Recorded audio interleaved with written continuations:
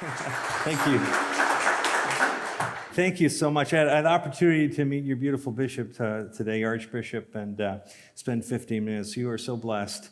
And I'm blessed to be here all the way from Canada. How many have visited the home, our home in True North, strong and free, as we call it? Lovely. Well, this is my first time visiting you here in Australia. This is my first stop of many. As Adrian mentioned, my name is Kevin Dunn. I'm a filmmaker, a speaker. This is where I'm heading, actually. I'm starting here in Brisbane. I'm heading to Sydney on Saturday, down to Hobart, is that right? And to Launceston. Is that correct? Did I say it right? Okay. And then up to Canberra and over to Perth, where they're having a No to Suicide rally. So did I say all those names right? Got to get it right, you know. So thank you, and it's just been a blast so far.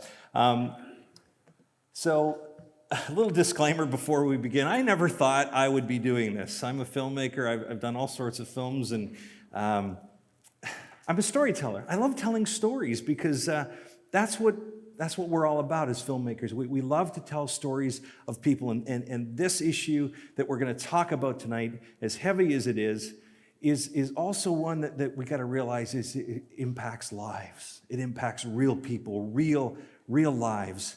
And so I'll say I'm not an expert because I'm not. I've done my homework. I think. I have a lot of opinions as a filmmaker, but I will say that I took very, very seriously this job of putting together a film on euthanasia and assisted suicide.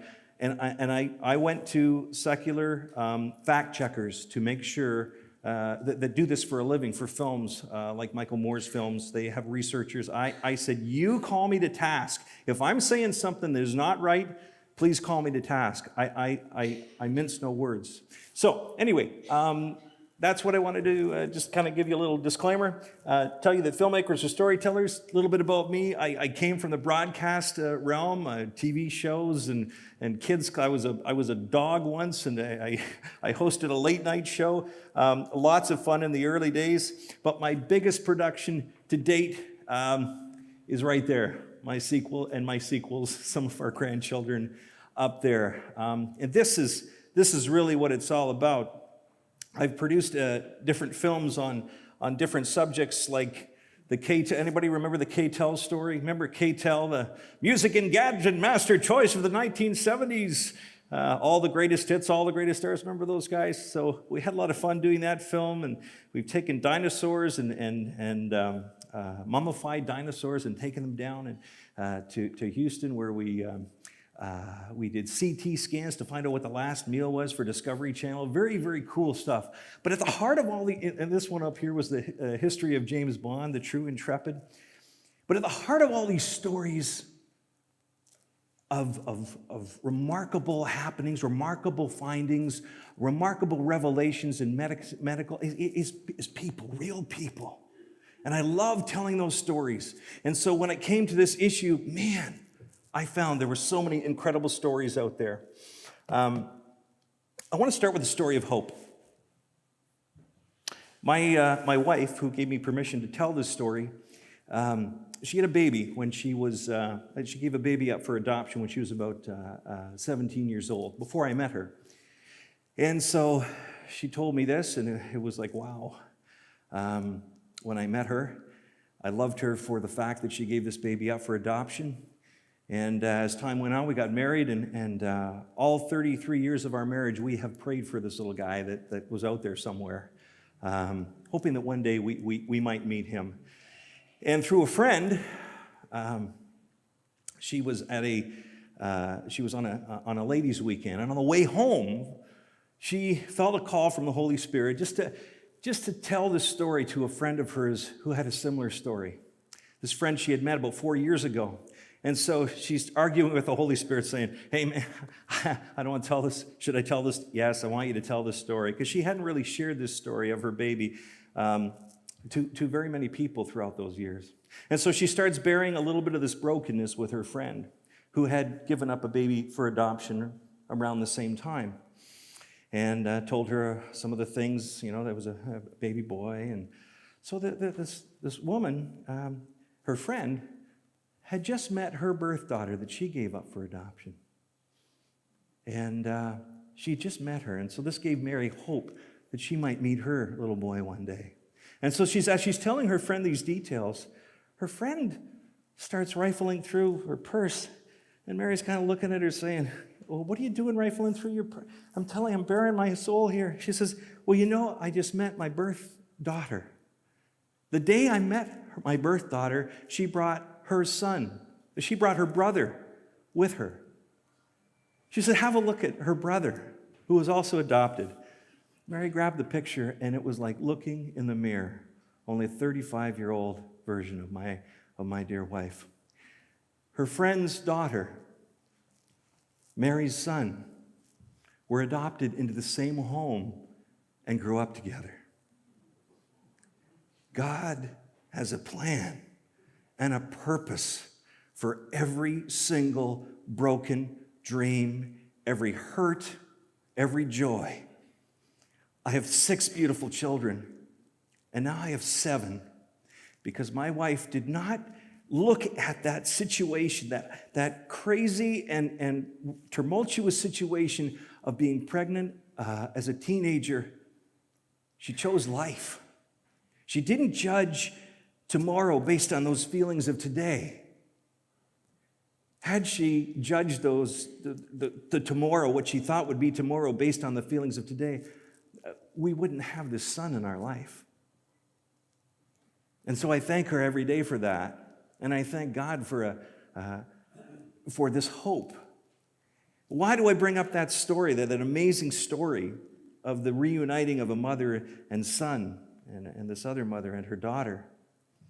Well, because this issue of euthanasia and assisted suicide has very much to do with the idea that we are judging our tomorrows based on our current situation today. And I'm going to get to that. I'm going to get to that. This is my dear son, Patrick. This is Mary's son, Patrick, who I have adopted as a son. It's remarkable. I call my talk Prophets of Hope because I don't want to talk about death. In fact, that's the last thing I want to do is talk about death. If we're true Christians, and I realize we come from all walks of life, if we're true Christians and we're true humanitarians, we should be talking about life. And so I call this series Prophets of Hope because that is the challenge to all of us, that we become prophets of hope in the lives of each other, and we reach out to those prophets of hope when we are at those points in our life when we feel there's no other way out. Because that's what these laws do. They hit us when we are at the lowest, when people are at the lowest point of their life. And so it's good that you're all here because tonight is about girding ourselves for those times when we are going to have to make some really tough decisions. Our children are going to have to make some very difficult decisions if these laws come into place here in Australia. Because I know they have in Canada, and man, the choices, it's crazy what's happened in Canada. So I do think of that story with my dear wife. I think about the prophets of hope in her life. I think about the volunteers and the sisters, and I see some beautiful sisters here tonight that were in the pregnancy crisis center. I think about the counselors. I think about the doctors and nurses that were there to help these unwed mothers, as they called them at the time, and Mary's mother who stayed with her during delivery. What if they weren't there? What if those prophets of hope weren't there? Man, that's the call. That is the call to all of us. The ultimate test of your greatness is the way you treat every human being, but especially the weakest and most defenseless. If you want equal justice for all and true freedom and lasting peace, then defend life. Dear John Paul II, St. John Paul II said. Now, what does defend life mean? Well, we talk about conception till natural death, and those of you in the Catholic Church will know that we hold true that life begins at the moment of conception and ends at our natural death. And even those of different faiths, even those who don't have any faith at all, understand from science, when I go to speak to young people am I speaking too quickly, by the way? Am I okay? Okay. I don't know whether my Canadian accent is driving people crazy. I don't have an accent. But even when I speak to young people, they know from science that there is a distinct DNA right from the beginning, right from the moment the sperm meets the egg, a distinct, never repeatable DNA.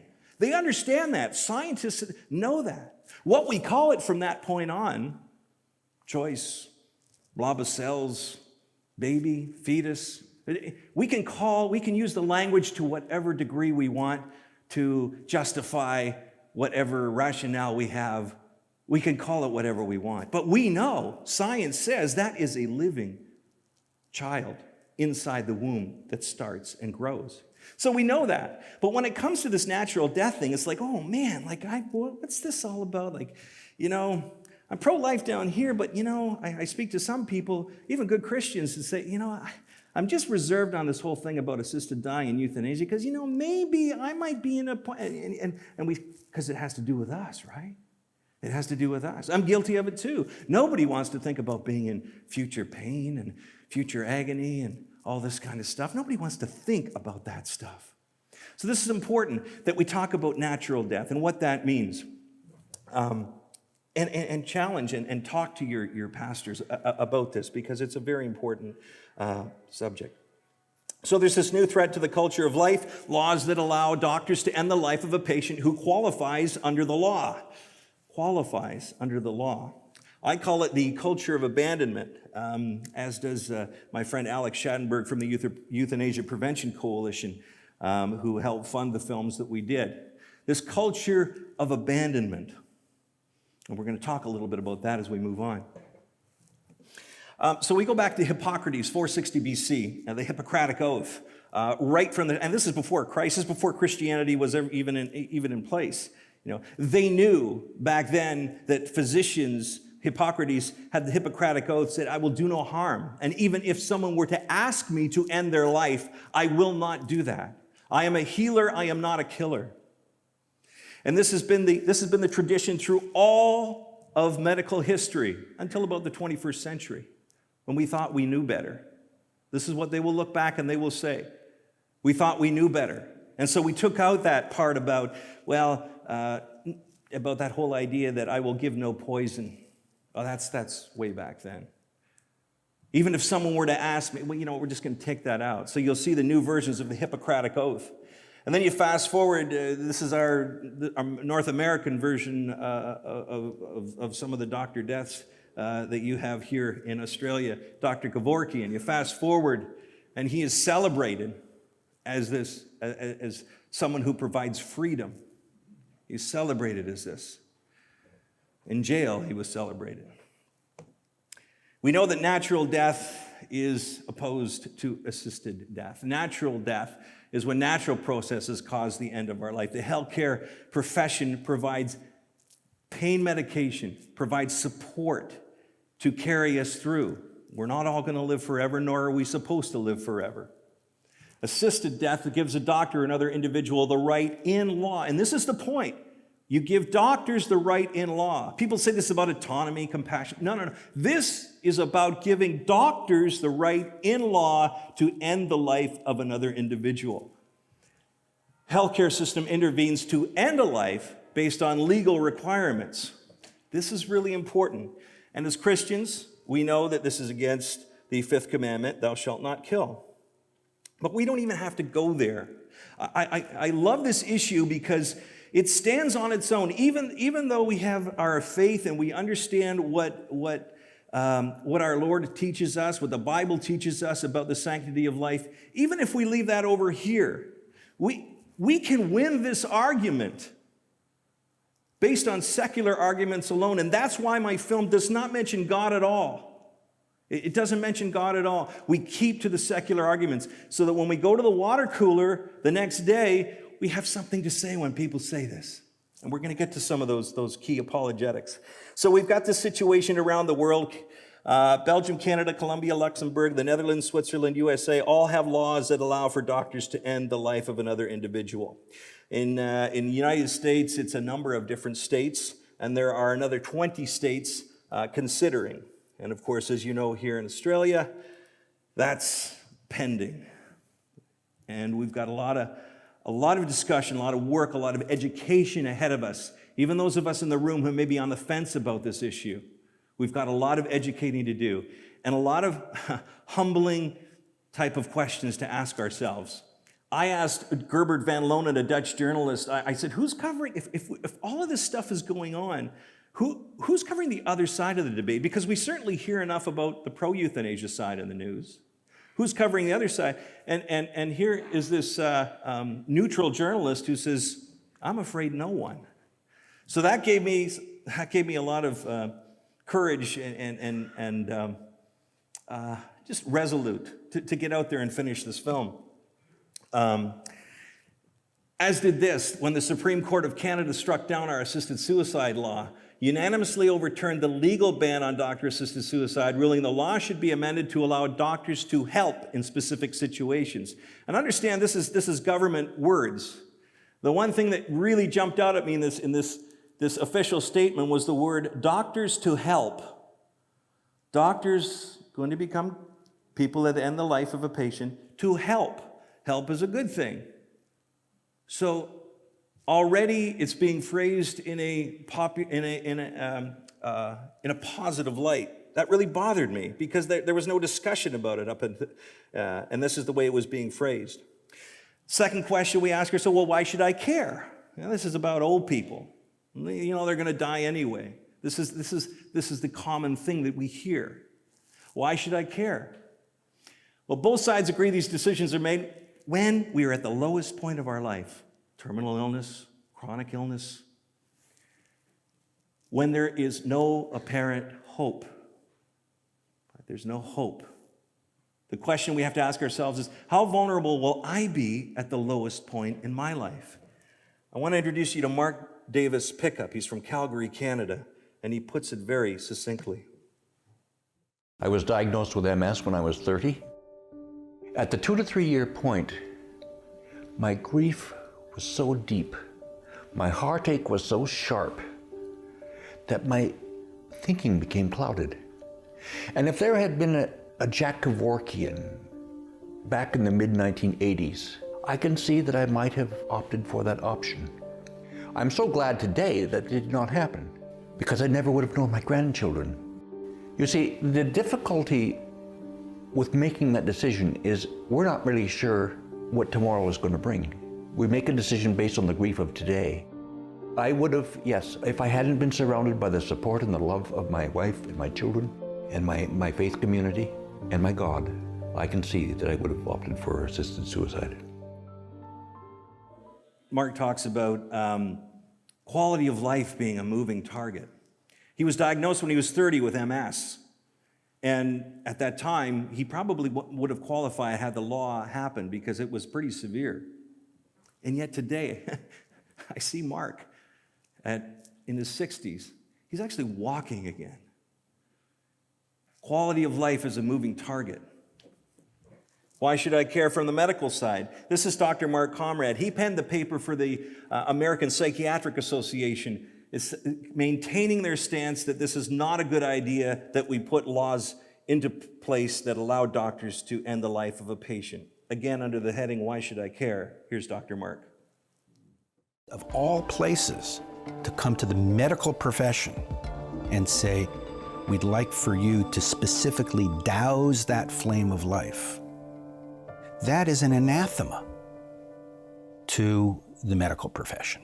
If you were just to replace the image of the needle or the pill with the gun, I think that would make a much more vivid picture of something that I think we can agree would be transculturally wrong. If you wish to make that a right rather than a freedom for patients, we will stand in a position of protection of our vulnerable patients who are already vulnerable to begin with, even before these laws come into effect, and for whom, we sometimes are their only voice.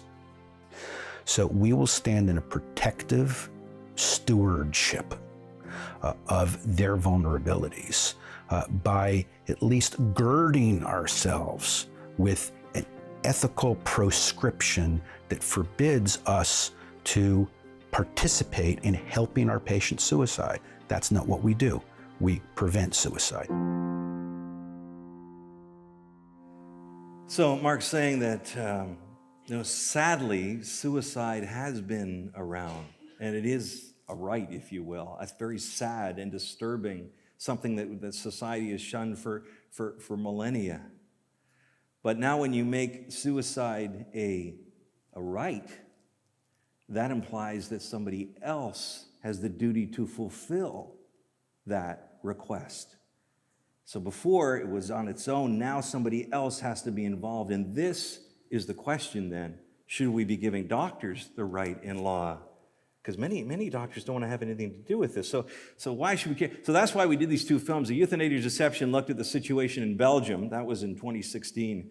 And man, I was just blown away as a filmmaker of what I learned there. And then we took our cameras to the Netherlands and throughout the U.S., and into Canada and throughout Canada to see what these laws do and ask the question, should we be giving doctors the right in law to end the life of another individual? And what do these laws do to society over time? These laws have been in place for 20 years in these places like Belgium and the Netherlands. And so what do they do to society over time? Well, we're going to find out. Here's the trailer for the film. Welcome to Death with Dignity. I've never been welcomed to Death with Dignity before. For the past 2 years, I've traveled to 4 different countries on a quest to see what effects euthanasia and assisted suicide laws have on individuals and society. This is an issue that's about making the medical professional more comfortable with killing people. There's no killing going on. It's a request of a patient to take his or her life by their own doctor. If you were just to replace the image of the needle or the pill with the gun, I think that would make a much more vivid picture of something that would be transculturally wrong. One side says that these laws will protect us. Just 10 seconds before I put the injection in, I say, look in your eyes, and I say, is this what you really want? The other says we've gone too far. So it's the only procedure that I have at my disposal in the state where I'm protected completely from civil or criminal liability, and I don't even have to fill out any paperwork. Boundaries of euthanasia in the Netherlands seem to be blurred, and the situation seems to be shifting. Who's telling the other side of the story? I'm afraid no one. We're heading into a tipping point in the assisted suicide issue in the U.S. You've given the government the power to decide who can die. It can morph to how you look, how you think, what your politics are. It's very dangerous. If I had to go ahead and do what the doctors wanted me to do, I wouldn't have had her. What was that? Well, they wanted me to do assisted suicide death on her. I have a death wish for about 6 years. People ask me all the time, like, when I give you a glass with medication, and the medication will kill you, will you drink it? And I say, I will drink it right away. I have to ask the question, who has failed her? Has the healthcare system failed her? At the moment they gave her the injection, they said they gave it so that she could go to sleep. But in fact, they just killed my mother. It's like being a lawyer for the defense and the lawyer for the prosecution in the same courtroom. And if you're not bothered by that, I'm also the executioner. Is it murder? Well, it's murder on request. Like physician-assisted suicide. It's a suicide with help. Not once did she ever say to them, I want to end my life. What did you say? I don't want. Don't cry. It's all done now, it's over. Yeah.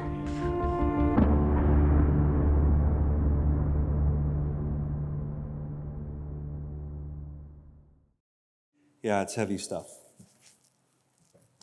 I want to say that this film and what we're about, what I'm about, is not about demonizing doctors. Most doctors don't want to have anything to do with this. But what these laws do to the medical profession is, over time, that was what happened to that young girl, Candace. We're going to hear her story later. It was only a year after the law, and the doctors were already starting to suggest that this is a treatment option. Euthanasia, medical aid in dying, as a treatment option. We're going to hear that word, assisted dying, death with dignity. This is a treatment option. It's death. It's death. And we can't come back from that. So before we introduce laws like this, we really have to have big discussion on what these laws imply, because the World Medical Association, the American Medical Association, the American Psychiatric Association, Australian Medical Association, these are the bodies of doctors, these are the pros, these are the people that are elected to represent all of these medical professionals. And yet we are trying to put laws into place based on autonomy rights versus all of the knowledge. These people stand against this. They all reject physician-assisted suicide, yet we as a culture think we know better. Autonomy, my body, my choice, without thinking about the long-term effects of what those single decisions make to society over time. Little background, euthanasia, for those of you who don't know, is doctor injecting a lethal drug into a patient. This is my layman's terms, if you will, who qualify under the law. Assisted suicide is the self-ingestion of lethal drugs given by a provider. Could be a doctor, a pharmacy, who qualify under the law. So self-ingestion, and in some cases, another person can help. Under some laws, another person can help that person if they're disabled and they can't ingest them themselves. You talk about what can happen when this kind of right is given to people or given to care providers who are going to give lethal doses of medicine, if you will, medicine to another person.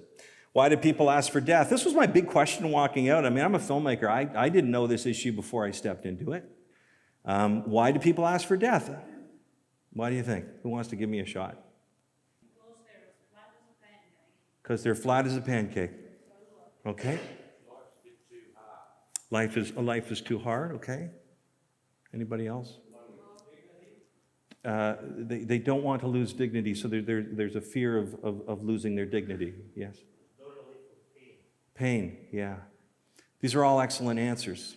And I thought pain was like at the top of the list. I thought I'm in so much pain that I just want to end this was the number one reason. And so as I traveled around the world and I read the reports, I found out very quickly that that wasn't the case. Fear of future pain was the number one reason. These aren't my reports. This is just standard reports. Oregon, Netherlands, Belgium. Fear of losing autonomy. Fear of, having to pee into a diaper and do all the things that we don't necessarily want to think about we're having to do. Fear of becoming a burden.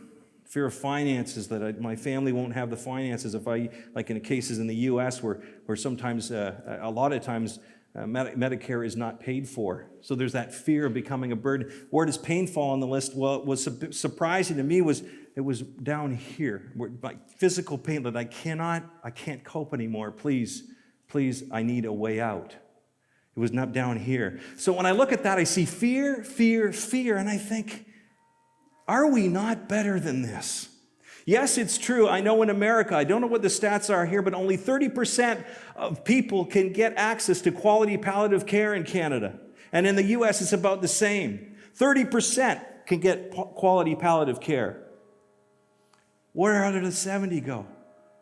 Where do the other 70 go? These are really important points that we have to bring to the table. If it's based on fear, the other 70% don't have access. Do we just give up and say, well, this is why we need these laws? Or do we say, let's make that 30%, 50, 70, let's make it better? There is no doctor that I've ever talked to across that have said that they cannot manage pain, even with palliative sedation. Now, we're talking about physical pain here. We're not talking about all pain and all suffering. Please don't, I'm not trying to underestimate that sickness, illness, inconvenience, I'm not trying to mitigate that or trying to bring that down. What I'm trying to say is what the doctors have told me, and I've asked them.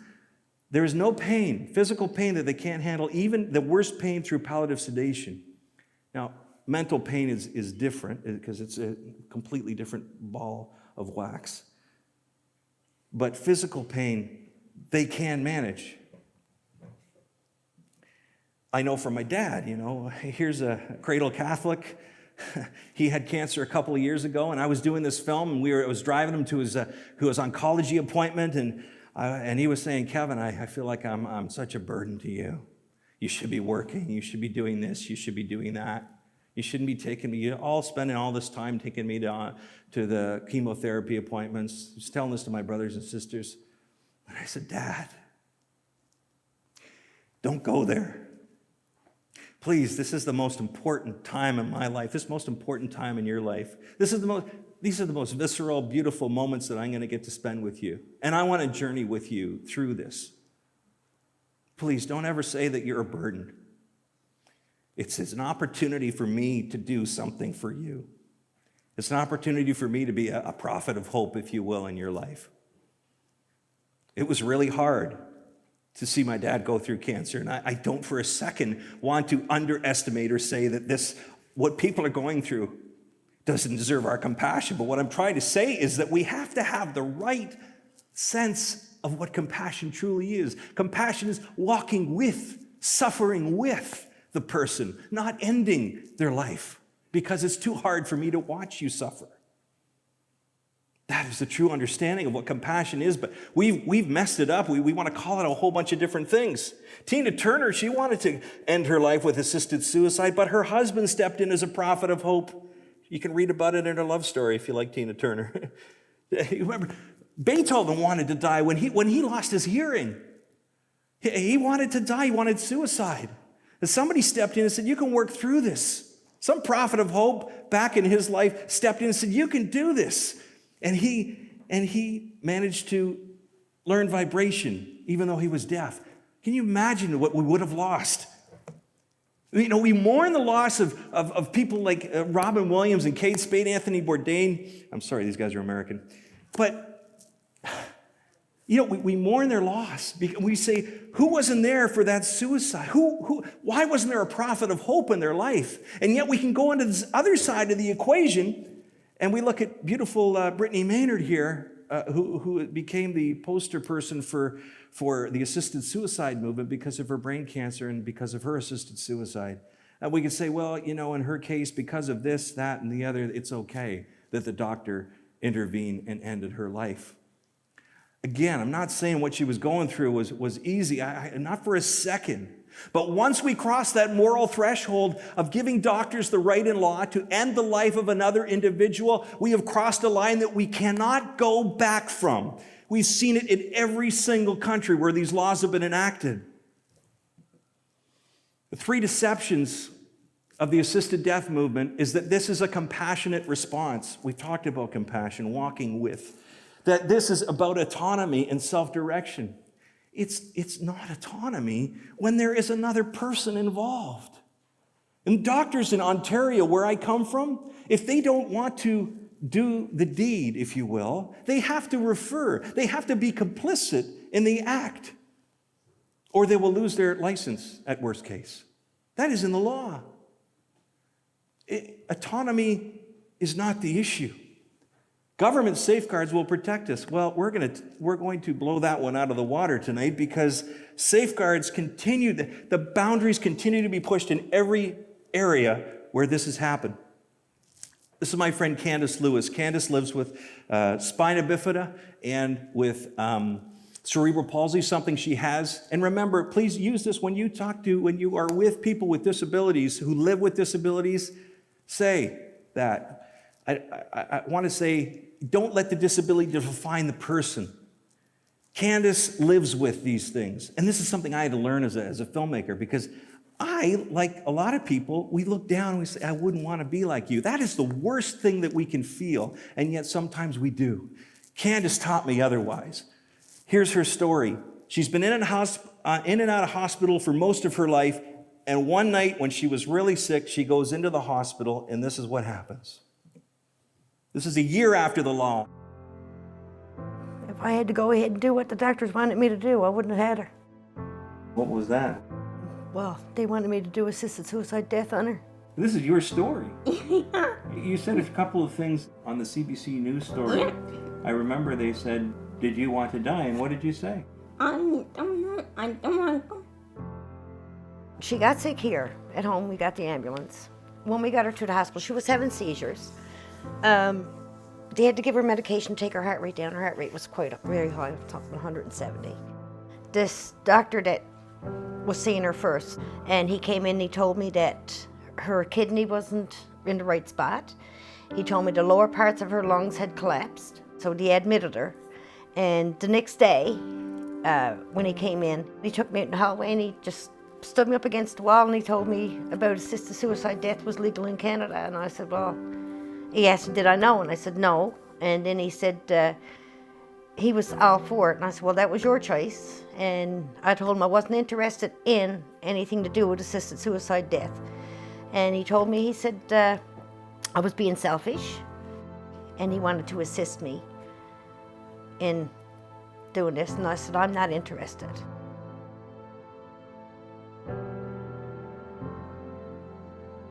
I more or less walked away from her. She heard everything. Yeah. And You heard what the doctor said? Yeah. How did that make you feel? Not feeling good. like not once did she ever say to them, I want to end my life. Not once. You said they talked about it a lot. Did they talk about it a lot with you? Yeah. And this doctor came in and next day after he told me about the assisted suicide death and stuck his face down in hers and said, do you know how sick you are? And I'm just like, and when I got his eyes contact, I went my eyes like that to get out in the hallway, and I told him, I said, don't you ever pull something like that again. So at that time, were you worried that Candace was going to die? They had told me that she was dying. I believed them. They were the doctors, and she was so sick. But I told her if she wanted to go, it was good. She could go. But she didn't. Oh, honey. But she didn't want me to be alone. Don't cry. It's all done now. It's over. We just don't want it to happen to anybody else, hey? No. Don't want another family to go through this.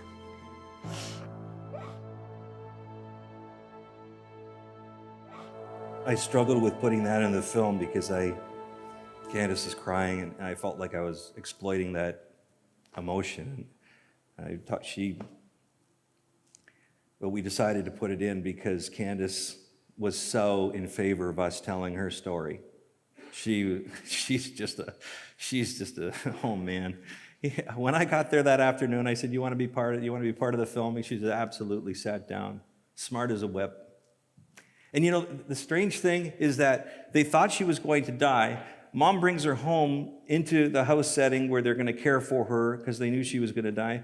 Well, what do you know?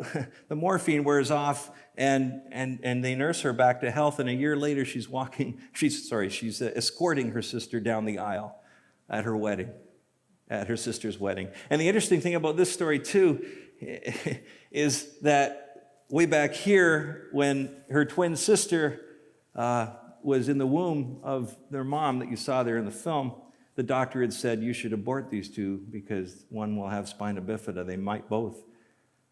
And you should abort. And Mom said, no.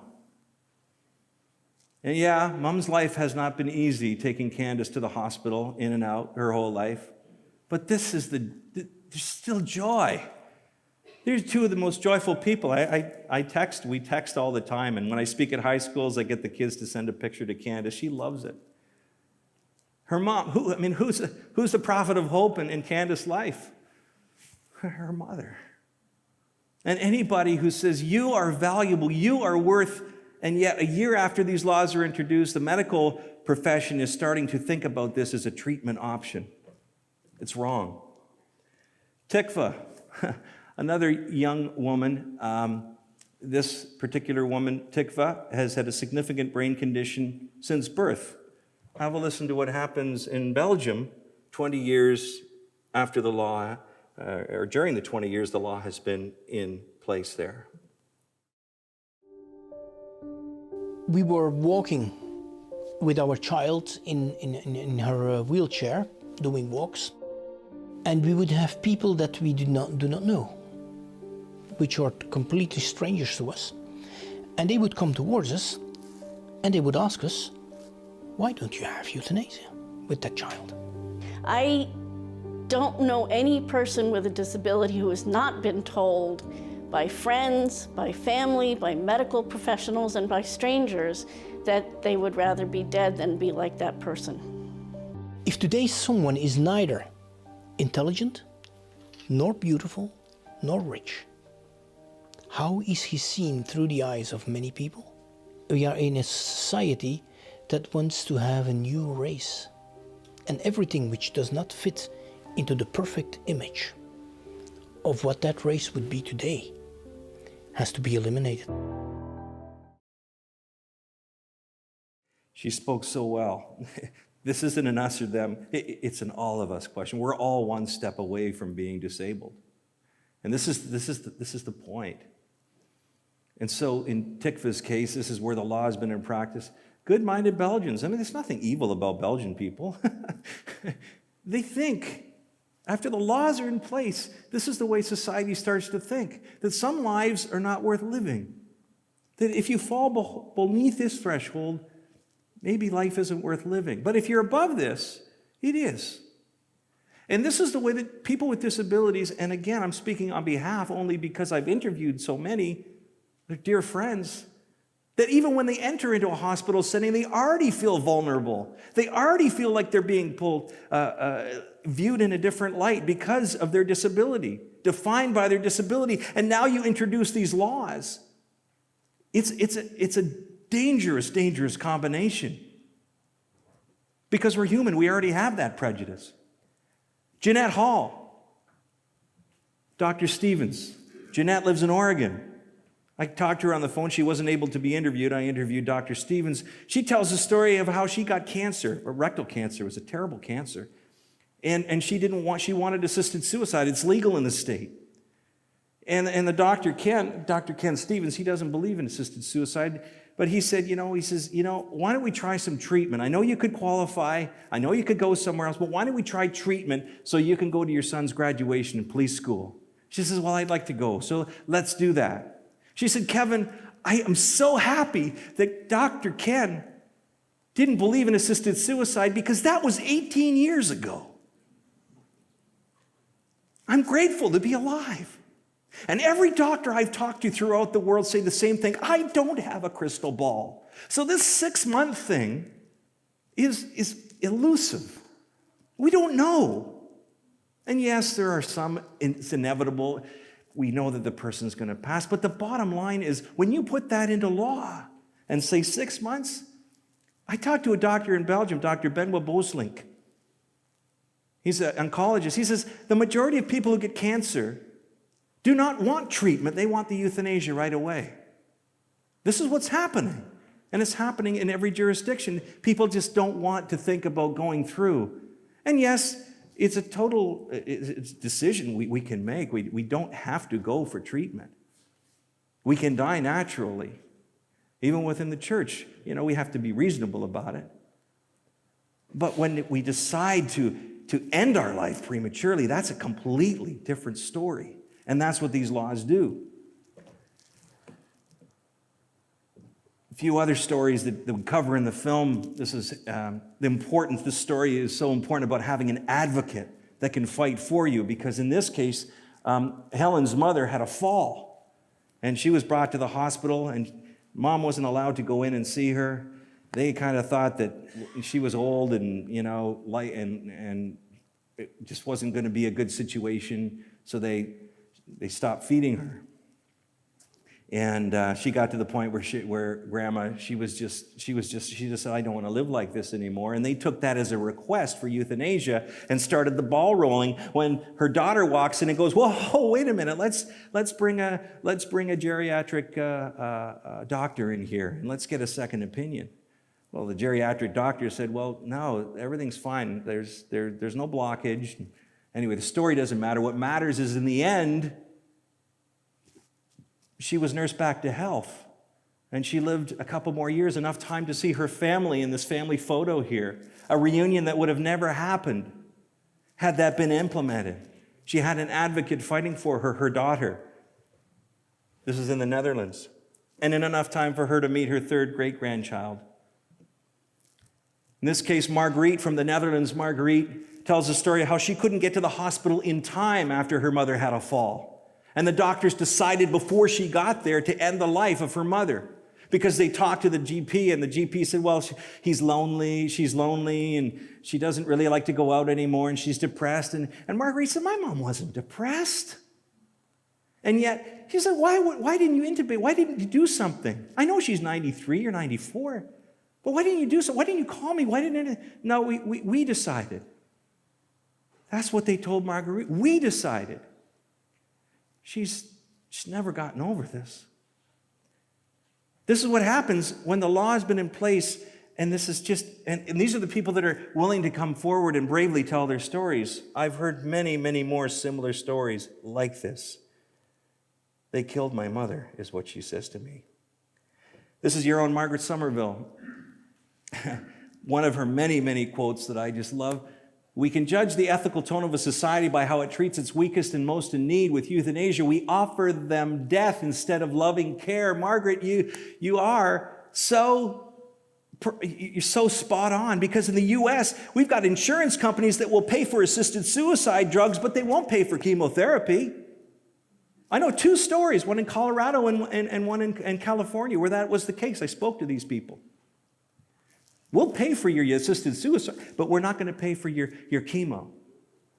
Scary times we're treading in. We offer them death instead of loving care. In the Netherlands, 1 in 17 euthanasias performed are without explicit request. We did the calculations. I did them with a number of qualified people. 1 in 17 without explicit request. Why? Well, you look at the statistics in Belgium in 2013 in the Flanders region, 1,000 people were euthanized without request. It's in the documentation. And I asked Alex Schanberg from the Euthanasia Prevention Coalition, who helped finance these films, I said, what was it? And he said, well, most likely because they had dementia, issues, nobody coming, doctors, family, who knows what the reason was really. But at the end of the day, 1,000 people in 2013 in the Flanders region. I have the study.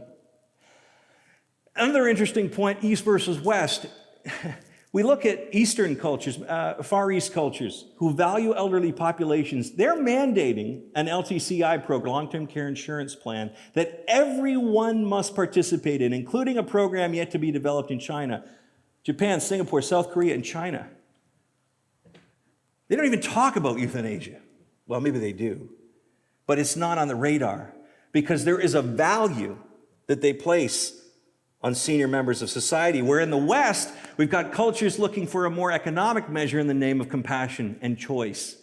And look at the names of what we call things: end-of-life options, death with dignity, our care, our choice, our Oregon death with dignity, choice and control, death with dignity. You hear all these, in Canada, medical aid in dying. I asked an expert in the States, Catherine Glenn Foster from, I just can't remember the name of her organization, Americans United for Life. I think that's it, but forgive me if I got it wrong, Catherine. And she says, ask a polling question, who is in support of assisted suicide? And you get one answer. Ask somebody, are you in support of death with dignity? And you get a completely different answer. Everybody wants death with dignity. Everybody wants death with dignity. Who doesn't want death with dignity? And yet I talk to the doctors and say, well, this is what we've been doing for millennia. We've been trying to provide death with dignity for our patients. Does everybody have access to death with dignity? In the real sense of that word, no. We talked about the 30-70. But is this a reason to give up? Got to look at the East versus West and how the language defines our view of these laws. So what assisted suicide laws do is they manipulate people by redefining terms. Alexandra Snyder is a lawyer fighting against the expansion of assisted dying laws. You can phrase it aid in dying, you can call it assisted dying, you can call it whatever you want. The fact is, it encourages people who are vulnerable to kill themselves. How important is language in this debate? Language is a critical factor here. And as I think a famous person once said, all social engineering is preceded by verbal engineering. So if you can change the words, you can change how people think about it. But it's important to understand what assisted suicide is. Assisted suicide is the direct and intentional ordering of the death by a lethal overdose by a provider, physician, and it's self-ingestion of this lethal medicine, which is a suicide. Language is vitally important in this debate. You know, whether we're talking about assisted suicide or death with dignity, you know, think about the difference between those two phrases. One of them sounds bad, and when you ask a polling question saying assisted suicide, you get one result. When you ask that question with the phrase death with dignity, of course everyone wants dignity. It's a positive phrase. Another issue that is really important is the idea, we humans, we want what we want. And this is the whole idea of autonomy versus the institution, the medical institution. We want what we want, and if we don't get it, we cheat. And this is the case in Oregon. Listen to the story from Dr. Charles Bentz about doctor shopping. I had another patient who was diagnosed with a malignant melanoma, metastatic cancer, form of cancer that's got a very poor prognosis. And he was quite depressed because he was an avid outdoorsman, loved to hike, loved to be outdoors, and he was diagnosed and he was seeing his oncologist, and he was quite depressed about it, and she even documented that in his note, and he went to his cancer doctor, and she called me and said, you know, this patient really wants assisted suicide, and, you know, I need to be the second opinion. And I said, well, no, let's wait a minute. Number one, you know, what's going on? Let's talk about this. Well, what happened was that she must have found someone else, because 2 weeks later he was dead from an overdose of a medication. And so my colleague saw a patient with depression, but instead of addressing his depression, she gave him the means to kill himself. One of the reasons why we went to the Netherlands was because they have this thing called Euthanasia Week, where they celebrate the laws passing, and they have conferences, and they invite elderly people to come and talk about different things. What scared me, though, was they have this youth symposium where young people were coming to talk about end of life, and looks like they're very happy people up there. And so I asked if we could go, and they were very kind, because again, I want to make sure that you know that all the people involved in the assisted dying movement, they're not evil people. I mean, these people think they're doing good. You know, I said to Dr. Jean-Pierre, the head of the World Federation Right to Die Society, I said, you and I differ in our ethos, understanding of the medical, but I would, if you didn't have that view, I would probably have you as a doctor, because he's a super, super lovely guy. But back to this youth symposium, I met this young woman named Aurelia Browers, and Aurelia, a beautiful Aurelia, 29-year-old, suicidal, a couple of times, tried, and she self-admits that she has psychological issues, but she couldn't get the answer she wanted from her own GP. Her own GP said, no, we're going to continue trying to find these coping mechanisms. And when I interviewed her, as you saw in the trailer there, she was just on fire for this cause. She wanted to make sure that people with psychiatric issues had access to these laws, that they would expand the law to include psychiatric, no matter the age. 2 weeks before the film was, while I was editing the film, I read that she had got her request, so she agreed to a Skype conversation, and she said, Kevin, in 2 weeks, a doctor will end my life. And I was like in tears. It was like, I felt I knew her, even though, you know, we'd only spent, 10 or 15 minutes together in the interview. And I said, Aurelia, tell me why why you can't cope. Why don't we try coping? Like, has anybody talked to you about coping? You know, that you are, I want to come back and see you. And she said, there is no hope. There is no hope. And I've got everything. I've got documentary. I've got people who are coming. They were filming her and saying, we support you, Aurelia. We support. So the culture was cheering her on in her desire to die. I found that really, really troubling. And of course, I found most troubling is they were having, celebrities come and visit her, as if I was like, and then a doctor came in and ended her life.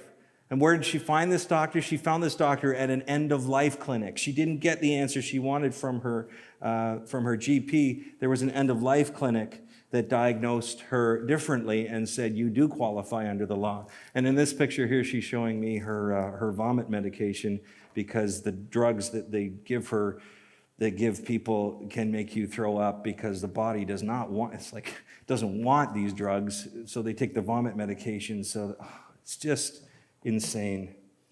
God rest her soul. I carried her story with me. I still do to this day. Bedouin Shabbat, if there's a kind of a shining light in a little bit of a light here, here's the grandfather of euthanasia in the Netherlands, whose first euthanasia was to somebody with psychiatric or psychological issues who had just had 2 suicides in their family. And he euthanized this woman at her request. And he talks about, many years later in 2017, about a worrisome culture shift, about how this is now moving into the psychiatric realm, and that it's exponentially rising, maybe not in huge numbers, but it's still exponential. And he calls it a worrisome culture shift. And I interviewed him and I said, the genie's left the bottle. You said the genie's left the bottle. Should it ever have left the bottle? And he didn't answer that question for me, but he did say that there was a slippery slope in cases of psychiatric. He still believes in it for physical suffering. But of course, we go back to that whole rationale. Fear, isn't it all psychological at the end of the day? End of life clinic, Netherlands. We see them starting to pop up in different countries. Expect it here. That's the stat. Those are the stats in the rising of psychiatric euthanasia. You've seen this image, I'm sure, in your own media from Philip Nishke. I mean, when I see suicide machines, I think, what is going on when we are looking at this as the future? That when life gets, that this is going to be on a street corner or whatever in my basement, or when I need it. And it's my own coffin. I find it really, really troubling that we've come this far as a society, and that we're putting these at funeral fairs. So we see these incremental expansions of the law everywhere. Incremental expansions. We start with the physically ill. We've moved to chronically ill. We go to psychologically ill. What's next? What can happen? We've got euthanizing people without request. And now we've got this thing called the completed life. The completed life. They're actually discussing in the Netherlands right now a law outside of the euthanasia law called the completed life. And what the completed life means is that I've kind of finished my life, and I would like a new law for people who just feel their life is complete. I've done everything I want to do. I don't want to get old. I definitely don't want to do all the things old people have to do. I want to end my life. We want a new law that I can qualify for. So I can go to the doctor and I can just get drugs based on autonomy and end my life. This is an actual physical bill that they are discussing in the Netherlands. And in the US, there's a similar one. This is where these laws go. They say there's no slippery slope. I'm telling you, man, if we can't see it, then we're blind to see it. It's gone from terminal to chronic, all the way down to this point where we despair, even in our healthy bodies, that we want to end our life. And they're discussing it based on the idea of autonomy. I know not all of us are Christians in the room. I don't know that, but I want to welcome and be. But from a Christian standpoint, I have to address the fact that Ephesians 6 is in full swing here. Like, something this crazy has got to be demonic. For our struggle is not against flesh and blood, but against the rulers, the authorities, the powers of this dark world, against the spiritual forces of evil in the heavenly realms. Those that are turning the tables, something so bad is now looked at as good. We've seen this radical shift that started in the late 20th century, and now and all of a sudden doctors are now, that were once healers are now killers. It's all, Kevin, don't say kill. But that's exactly what's happening. This is exactly what's happening. We can't mince words. And being neutral is not is not the way we have to be. We can't say, well, you know what, good for you, it's not for me. We can't be neutral in this case. We have to take a side. We have to understand what these laws mean, because vulnerable people are at risk.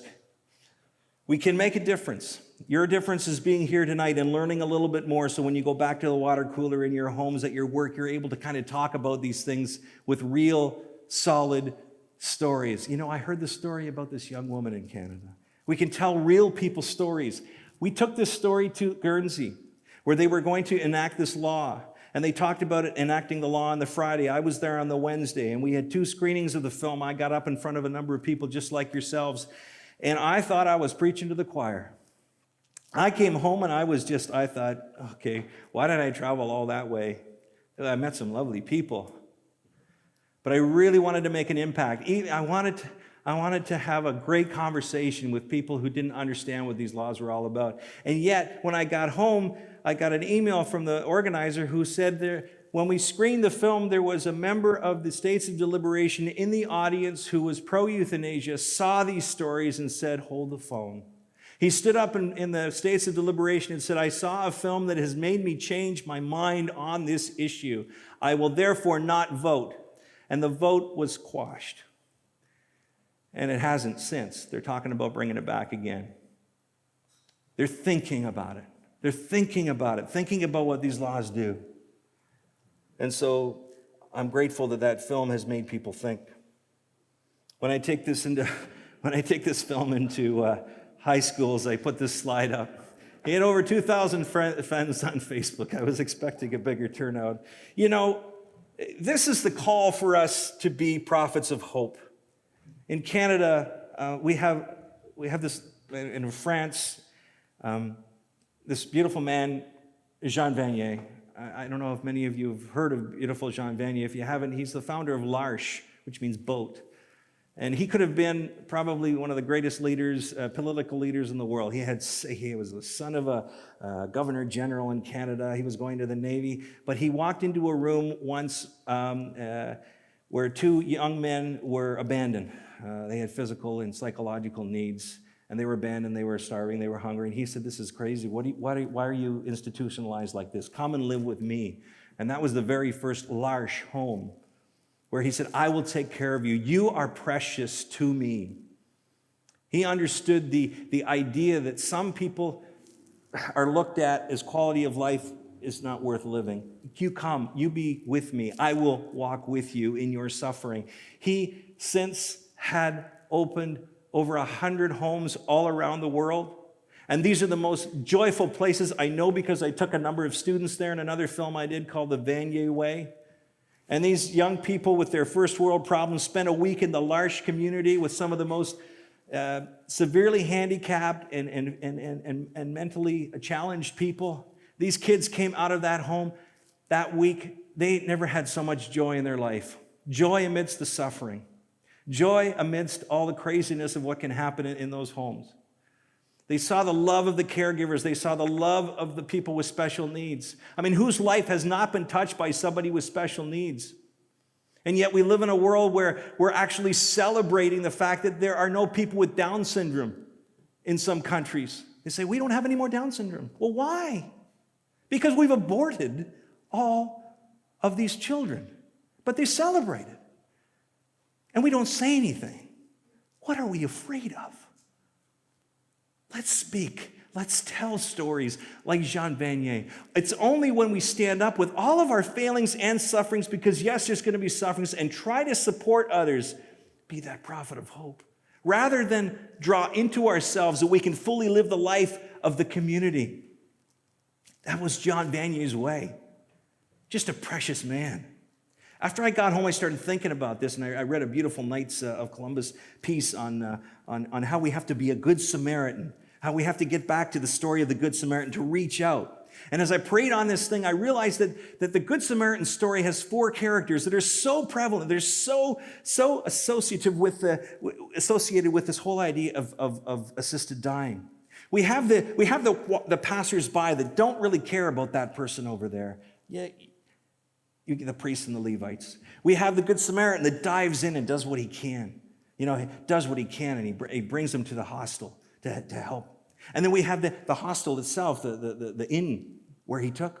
And for me, those are the Catholic and the Christian hospitals, and the hospitals, the caregivers that have to be out there and know what this is all about.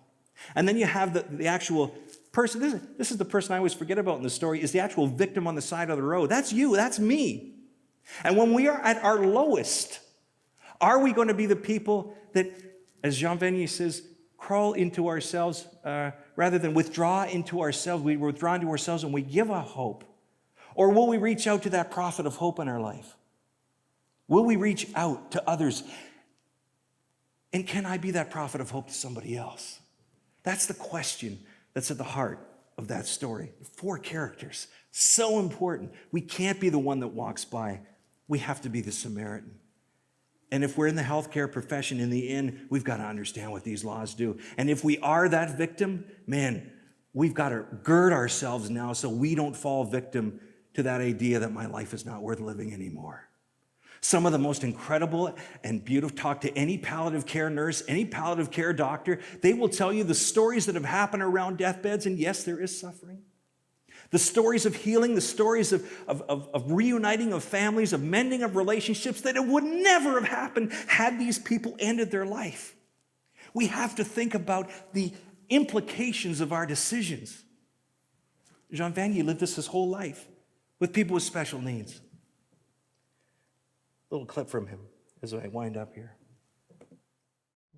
When there are many today who feel lost, I just like to say, you don't know it, but you're more beautiful than you dare believe.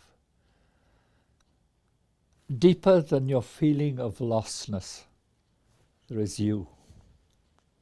Under all the pain that is there, there's you. And you are precious, and you are beautiful. Now, what my hope is, that you will meet someone. It might be somebody much poorer than you, that you will reveal. It might be an old person in the old person's home. And then you might even become the Messiah for them, because you come and you bring a flower, you bring some food, you bring love. So each one of us, this is the history of humanity. We go into loneliness, but loss will always be followed by a new gain. So my hope for many who are caught up in loss, that soon you will discover how beautiful you are, because you have been able to give life to someone, or someone has been able to give life to you. So yes, we have to, as I wind up here, yes, we have to gird ourselves. We have to gird ourselves, and we have to inform our politicians, inform our medical community about what these laws have done in other countries. The film is a good starting point, and I encourage you to make a donation and take one with you, whatever you can do. Help support getting me to all these places. We definitely have to inform those in power. We have to do that. That is our call. But what is the tangible thing that I can do tomorrow? What is the practical thing that I can do tomorrow when I leave here? I can be a prophet of hope in the lives of those around me. And I know it sounds altruistic and everything else, but it is the call. It's been the call of humanity since the beginning that we are hopeful people. Jean Vanier knew it. I was sitting beside David at dinner with young people, and David didn't say a word, but he had this camera in his hand, and David lives with Down syndrome and some other issues. And David wanted to show me this camera, and then Jean Vanier, in 86, he's carrying on conversations with everybody at the table, making them all feel like they're part and parcel. He knew my name, he knew the kids' names within a few hours of being in his presence. And he says to David, David, I want to go have a conversation with you. And I'm thinking, David doesn't talk. How are you going to have Anyway, I followed him with the camera into the next room. We stayed behind the glass. And for 15 minutes, Jean Vanier and David had a nonverbal conversation. Jean Vanier was looking into the eyes of David, saying, "You are precious." You could see it. And David came out of that room. He was just on fire. Happiness that somebody had spent time with him in his trouble, in his sorrow. That 15 minutes of filming, which didn't have anything on it other than this nonverbal conversation, spoke volumes to me about what it means to be a prophet of hope for people. That's the challenge. Because these laws can get enacted all over the world. I pray they don't, but no one will have to turn to these laws if they have that person who will journey with them, if they have that prophet of hope in their life. And so I truly feel that is a challenge. I didn't know for the longest time what to say when people said, what can I do? And I use this at the end of every talk that I give, because my daughter Kathleen, when she lived in BC at the time, and that's a long way from Toronto, and I had no idea that she was doing this, but she wrote a blog on Facebook. She said, every week I spend an hour with an elderly person in the nursing home. Her name's Maggie. And one day we're playing Scrabble, and she finds a newspaper article about medical aid and dying. And she pushes the article over to me, and she says, Kathleen, I'm thinking about this because I may qualify. What do you think? She didn't have any family visiting her. Kathleen was her only family. And what Kathleen responded to Maggie was the most poignant thing that I ever heard. She said, I think it would be a travesty if I were to abandon you like that. I think it's a travesty that society would abandon anyone to say that there's nothing else but death for you.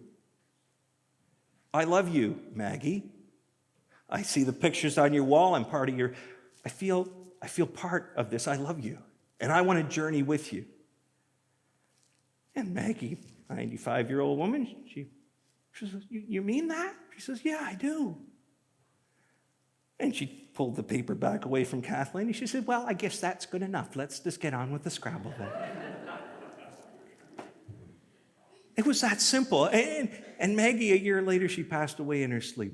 Yes, she had her illness.